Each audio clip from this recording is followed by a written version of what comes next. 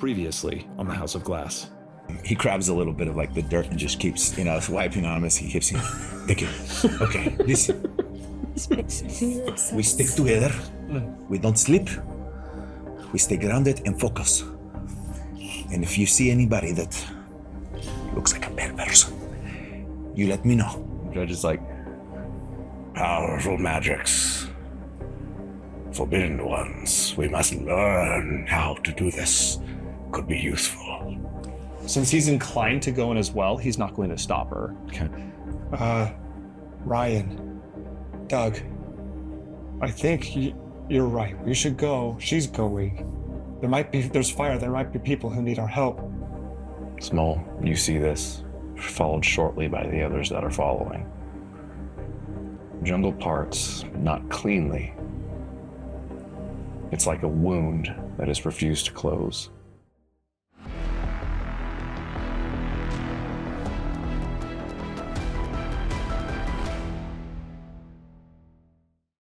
As you five step inside, immediately you recognize that this place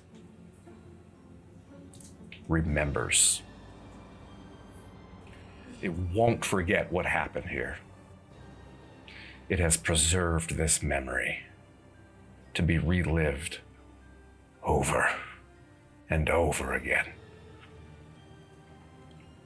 Time was wounded here, and this place spills out of that wound. Sound returns in fragments, like a broken glass in a music box. Screams from horror, long since past. Reeko, sermons spoken in service to a war now ended. Be cleansed. Feel the flame burn away your iniquities. These disembodied voices echo about. Weeping, never-ending weeping. The clink of metal, the crackle of fire, endless, choking fire. The scent is strong now. It's a veritable euphoria. Honey, smoke, sweetness laced with sorrow. Perhaps you're ashamed as your spirit gorges on the emotion that was felt here. It's intoxicating. A battle once raged here. Destruction is all that remains, and memory. Craters still smoke, trees reduced to charcoal silhouettes, corpses, many corpses. Tysian and Crusader, Lanestian alike. They lie scattered like forgotten thoughts. A body lies at your feet. Reeko, you recognize the finery. This is the Chime Lord of Lanestia. Though scorched and battered, as your attention is drawn to it, you see his own arms, his own hands clasped around his throat. You see his bell-shaped helm discarded nearby. As your gaze settles on him, a vision strikes. You still see your normal surroundings, but behind it, underneath it, and through it, you witness the following, and any who gaze upon this corpse eventually see the same. The Chime Lord stands triumphant. 3 burning darts of flame erupt from his hands, striking into the backs of 3 fleeing Tysian soldiers. This attack has become a rout. Their forces in full retreat, their losses severe. He cackles, full of divine fire, until the world darkens. He doesn't see the figure arrive. No footfall, no sound, just a distortion, as if space itself forgot how to hold its shape. A man unfolds from shadow, as if wearing a cloak of threaded midnight. He's a blade without reflection.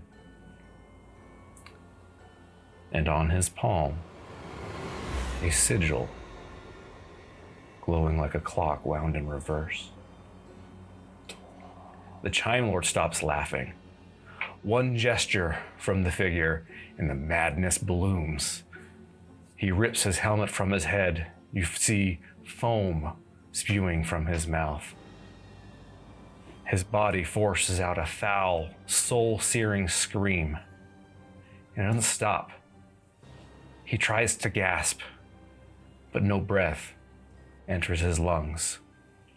His body cries for precious air, but refuses to take that life-giving breath. His head feels light. His chest is ready to implode. And yet he cannot will his body to breathe. Only scream until there's nothing left. He crumples like a marionette cut from above, blood pouring from his mouth and painting the grass below, as the dark figure strides past. Not in anger, not in haste, just forward. And the vision cuts. Anybody proficient in history can make a history check. Lovely. And There you go. net 20.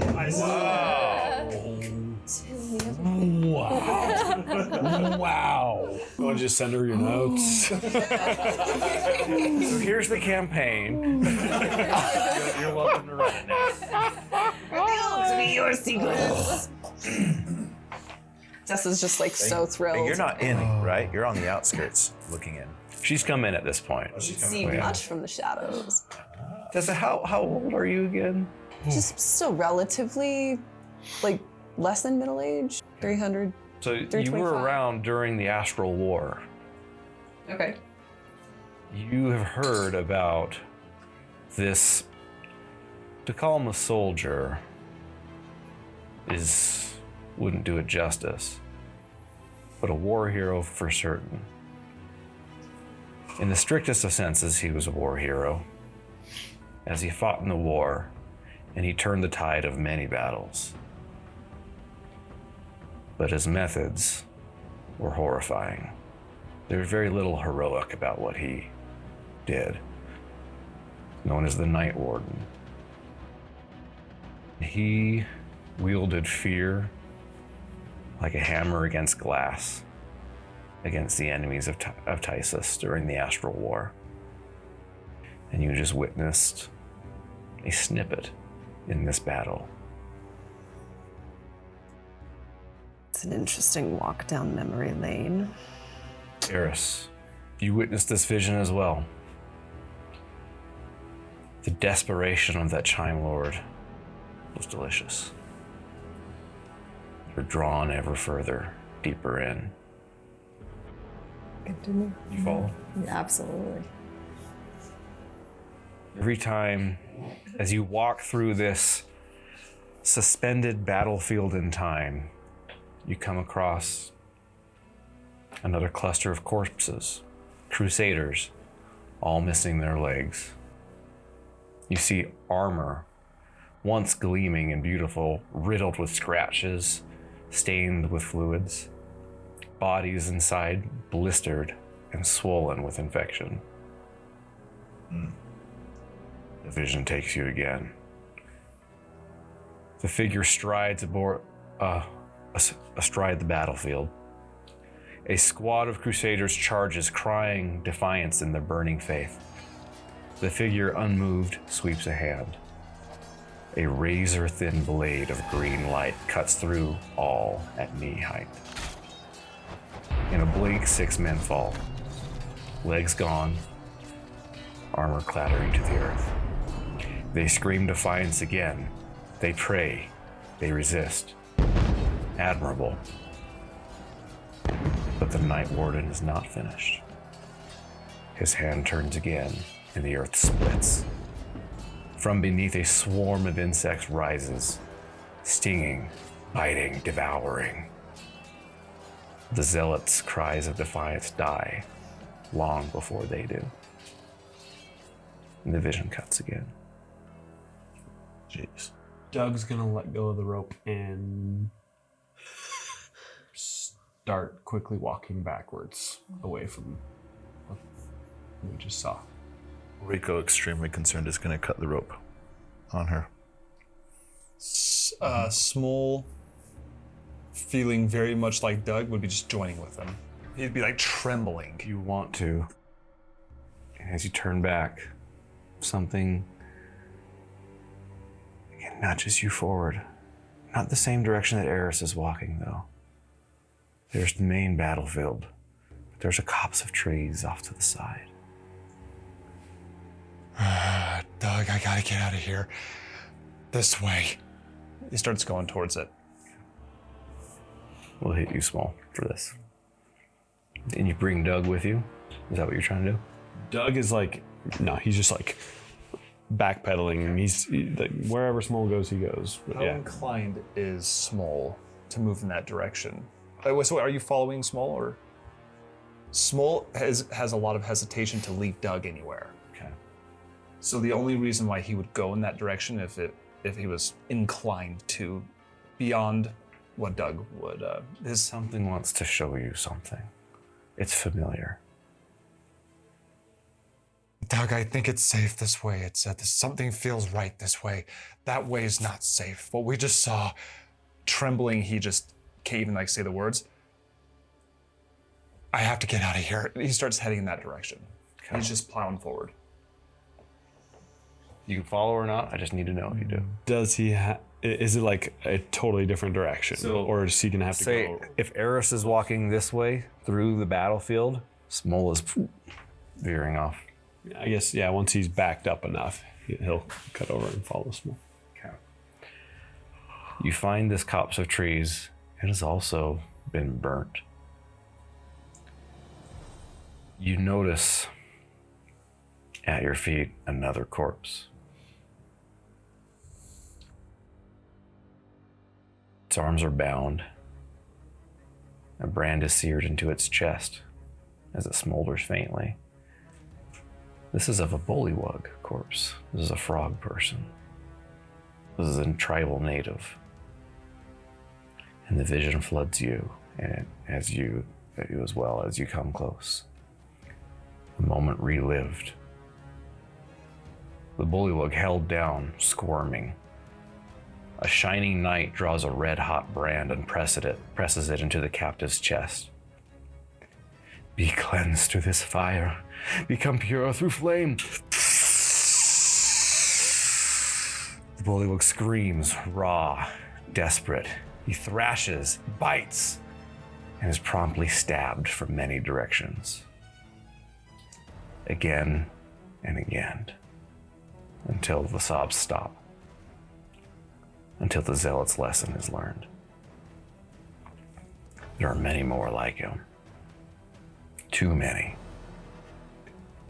Following this trail of dead, hidden in this now burned out copse of trees, you see what was once a smoldering pyre, collapsed in a heap of scorched logs and flesh, twisted remnants of elders burned mid-prayer. At the heart of this pyre, a large figure stands, burned beyond recognition, standing over a second corpse, with a glaive impaled into the corpse at its feet, driven downward in one final act. You are drawn to this. A vision beckons. Would you see? Smole's scared, and so out of concern of what's happening with him and the group and everyone else, he would see. Peer through this moment in time. The Crusaders chant and burn, a Justicar, resplendent and terrible, oversees these rites, his glaive gleaming with magical hoarfrost, a beacon of beautiful cruelty. Near the stone altar, children watch. Not because they must, but because they are forced to learn what awaits them. Bullywug children. And then he comes. From the brush leaps a turtle, massive, scarred, weathered, a living avalanche of rage and purpose. He crashes into this line of zealots, his club merely a tree limb, as thick as hope. Swinging in brutal arcs, he is no warrior. His attacks are not perfect. He receives wounds. But 2 Crusaders lay unmoving on the ground. The children scatter to safety, cutting bonds, rushing to free their parents. The turtle is bleeding, battered. But he does not fall. He fights on. Shells cracked, vision blurred, legs still steady. He makes a wall of himself that the helpless might escape. 2 more Crusaders fall, their bones shattered, but he lost a finger. His left leg is going numb. Each breath is agony. But he does not fall. The Justicar approaches, calm, measured, with perfect form. He drives the blade deep into the turtle's chest. Its icy blade pierces easily, a killing blow. But he does not fall. With blood filling his lungs, he grabs the blade and bounds forward, dragging both of them into the cruel pyre. Screaming defiance, he lifts the Justicar overhead and hurls him down into the flames. With the zealot grasping beneath him, he drives the glaive back into his killer's chest. His eyes are calm, his jaw is set, his purpose complete, as the flames lick hungrily. Vision fades. The figure standing there with the glaive stabbed. They both are dead. But Smole, the 30th, never fell. Does Small recognize any semblance? Spitting image. Oh, Grandpa. Small would be overwhelmed. Extremely overwhelmed, and probably would freeze. We'll come back to you. Aeress, as you continue to push on, you see more and more of these gruesome sights. As the Night Warden walks, he brings with him not salvation, although he brought a victory to Tysus this day. With him, he brought oblivion. And each time you see these visions, You are bombarded with the emotions accompanied with them. you can taste them. They taste like that honeysuckle.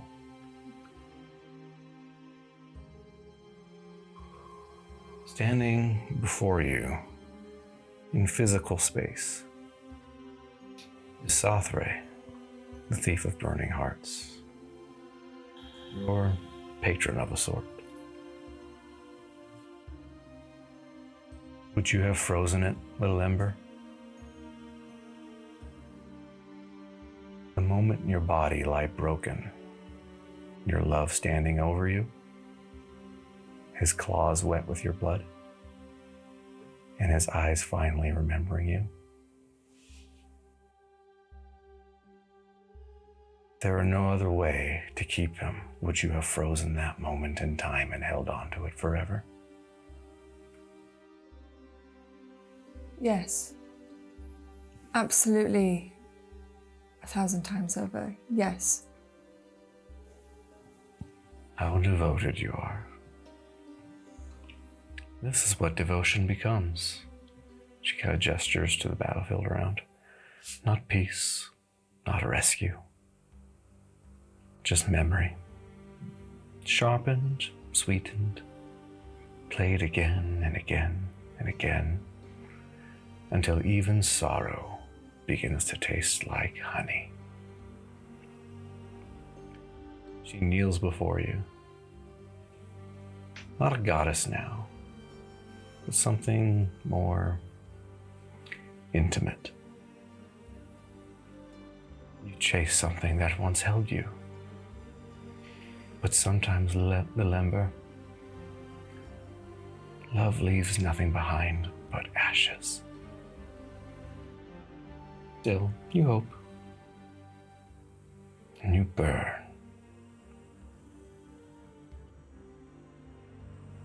And what of promises? Promises. But I've sworn to do my side of the bargain. Promises kept. Taste one way. Promises broken. Another. Either way. She kind of like just fades from view. And you're left alone on the battlefield. She's leaving. I'll kind of call her. Will you still help me? Of course. So long as you burn brightly. Yeah. None of us can see everybody's vision, right? We're just all kind of in our The own. visions triggered by the corpses, by the last moments of the living things. Anybody that like notices them sees those visions. Smole and Doug witnessed the one with Smole the 30th. None of you saw any of that with Aeress. Would Tessa notice that people are just starting to get this wayward look in their eyes and try and figure out like what's interacting with them? What kind of check would she need to do for that? No, it happens to you just as easily because you eventually entered in as well, right? Yeah, the moment you walk by a corpse, you witness its last moments. Okay. Oftentimes, it's the Night Warden. Make an Arcana check. Again, you've got Dredge helping out. Make it good. I say. Dredge. Alrighty. 20. Yeah. Looks like 21 and 2. Yep, 23. 23. You witness the Night Warden. He's incredible. The magic he wields with such ease that he summons it, it almost makes up for the horror that he causes. He never kills someone quickly. They never die easy. But there's something about the way he casts his magic. There's something about him. He is a ripple in time. He broke time here. He caused this wound. Does she have like an understanding of like what kind of magic it takes to do that? No. It's the greatest wizards who have reached the pinnacle of magical ability have only ever managed to slow down time to a stop for just the barest of moments. And even then, they can't affect much during. This is far beyond anything that is generally possible. Does The he Night Warden did, does he witness her?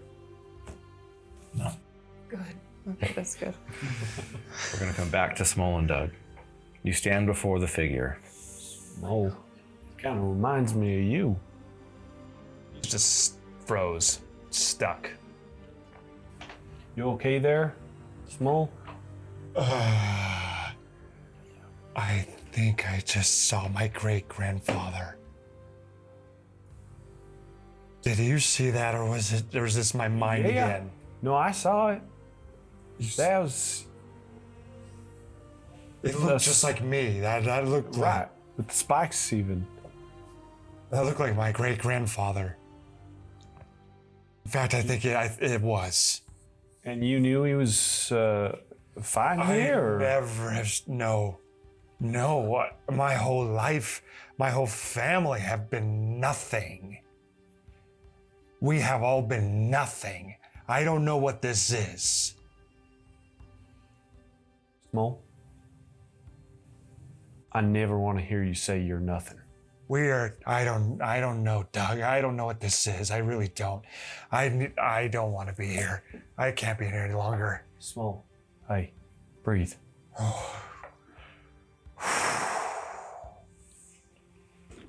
You're not nothing.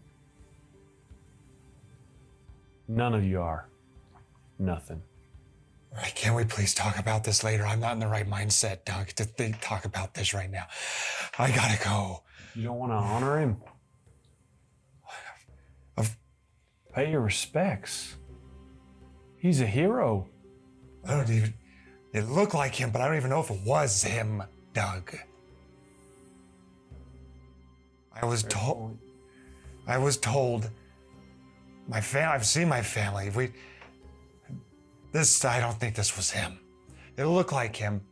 This is another one of those mind tricks that all those magic people always do to us. Yeah, I hate that. This is not real. I mean, there's certainly a Toril there, standing just like we saw in that vision. I will pay respects to the Toril. It is, whether it's my direct family or not, it's my kind. And he's a hero. Smole would go and pay respects as his family would. Okay. As you approach, the body is brittle, burned beyond any recognition. It didn't even really look like a Toril at first until you saw your vision. Then you're like, oh, I understand. Everything here is ruined, battered, broken, beaten. But that glaive is immaculate. And it radiates power.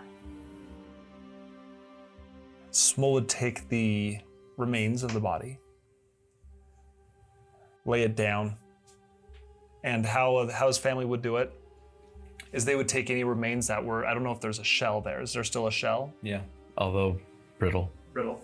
He would take the remains of the whatever corporeal components are left over.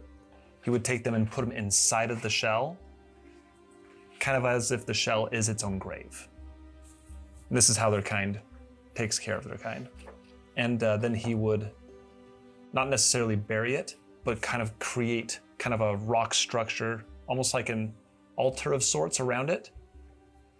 And then he would see the glaive. Normally you would leave the possessions with the shell, but he would take it. Doug would whip out some wax and would wax the shell. Smole would Smole would have like a his eyes would tear up just a little bit. Yeah, it's very beautiful. As Doug is paying his respects. By the way, like none of us are seeing this, right? We're all entranced in our own world. So anybody else in this area, you'll have witnessed various different visions of the Night Warden horribly killing Crusaders, Linestians. So they're horribly killing the Bell people. Bell people. The Bell people are being subject to hell on Earth. Well, okay, so the last thing that he did was cut your rope. He's just walking over corpses. He's just seeing Bell people just die left and right. More or less, that's what you're seeing. Yeah, if you walk up to a Taishan corpse, you'll see how that one dies.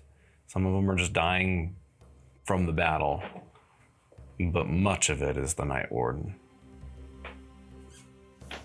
And he is on the Taishan side, so yeah, he's slaughtering Linestians.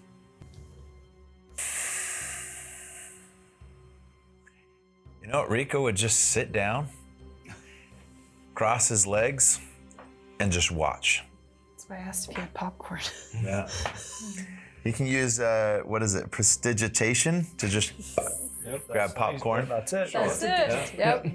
Yeah, no, he's just eating like little tiny crumbs of bread and just kind of watching. But he's not like super happy about it. He's just observing. But he's not bothered by it. He's pretty neutral. Just studying it out. Aeress, you gather what you were meant to be shown has been shown. What you were meant to be told has been told. The sweetness of the suffering here begins to fade. You understand that in some way you were experiencing the world in a similar way that Sathre does. It wasn't permanent. But it might be. Might become so. You know, Does she finally see everything around her? Yes.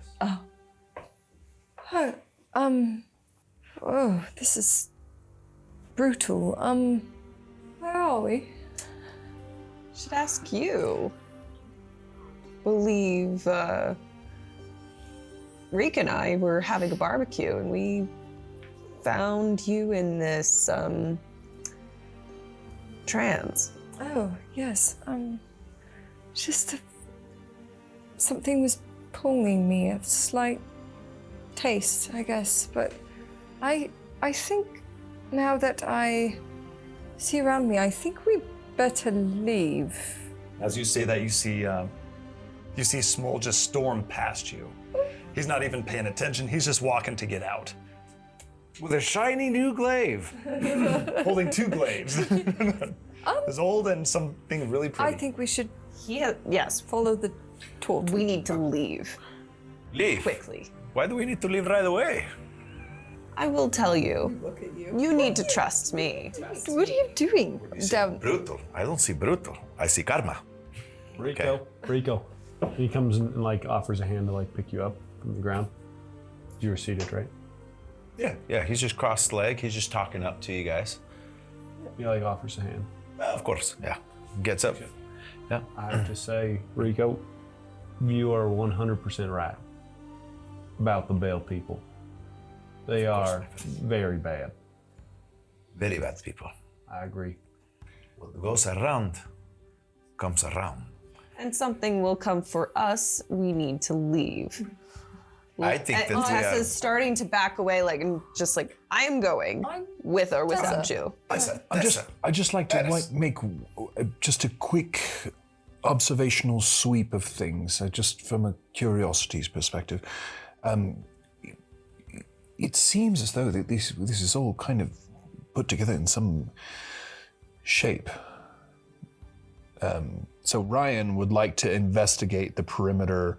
What might be the bigger picture of this like pocket of dimension of time that's been disrupted? So as you kind of scout around the edges, you gather that There doesn't appear to be some kind of grand design as far as the shape goes, but good looking out.